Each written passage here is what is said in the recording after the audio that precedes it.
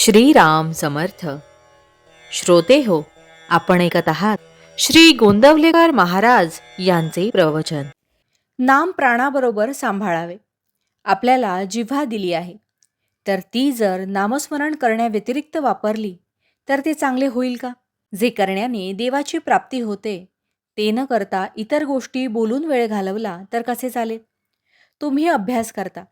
अभ्यासाकरिता जी पुस्तके घेतली ती जर नुसती उशाला घेऊ लागलात तर अभ्यास होईल का? म्हणून म्हणतो, आपल्याला जिव्हा दिली आहे तिचा उपयोग नामस्मरण करण्याकरिता करा. प्रकृती चांगली सुदृढ आहे, चांगले धट्टेकट्टे पाय आहेत. ते जर देवाच्या प्राप्तीकरिता वापरले नाहीत तर पाय नसलेले काय वाईट? तुमच्या पुढे ब्रह्मानंद बुवांचे प्रत्यक्ष उदाहरण असून असे का करता?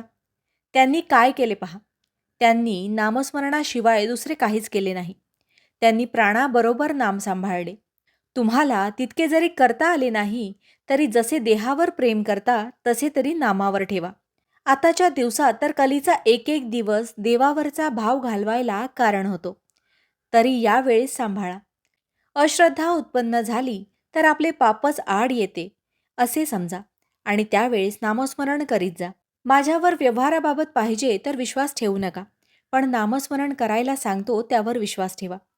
नाम व्यवहाराकरिता उपयोगात आणू नका. नामस्मरण नामाकरिताच करीत जा, म्हणजेच खरा आनंद तुम्हाला मिळेल. दिवसातून किती वेळ नामात घालवला त्याचा रोज विचार करीत जा आणि काही वेळ तरी नामात घालवण्याचा निश्चय करा, म्हणजे विश्वास वाढत जाईल. खरे समाधान तुम्हाला नामातच मिळेल. भगवंताचे नाम हे स्वयंभू आणि स्वाभाविक आहे. नामाबद्दल संशय किंवा विकल्प आले तरी ते तसेच आग्रहाने घ्यावे. सर्व संशय आपोआप नाहीसे होतील. खरोखर भगवंताचे नाम हे बँकेत ठेवलेल्या पैशाप्रमाणे आहे. वेळ प्रसंगी ते खास उपयोगी पडते. विकल्पांच्या उच्चाटनाची गुरुकिल्ली म्हणजे नाम होय. भगवंताला अनन्य शरण जाऊन तुझ्या नामाचे प्रेम मला दे अशी काकुळतीने त्याची प्रार्थना करावी, म्हणजे नामाचे प्रेम आपोआप वाढेल आणि भगवंताचे खरे दर्शन घडेल. वासनेमुळे माझ्या आनंदाचा भंग होतो, म्हणजे वासना माझ्या आनंदाची चोरीच करते. ज्या समाधानाकरिता माझी खटपट चाललेली असते ते समाधानच वासना हिरावून नेते. नामस्मरणाने या वासनेला योग्य दिशा मिळते. म्हणून सदा सर्व काळ नामात राहिले तर हळूहळू तिचा अंत होऊन केवळ आनंदच आपल्या जवळ राहील.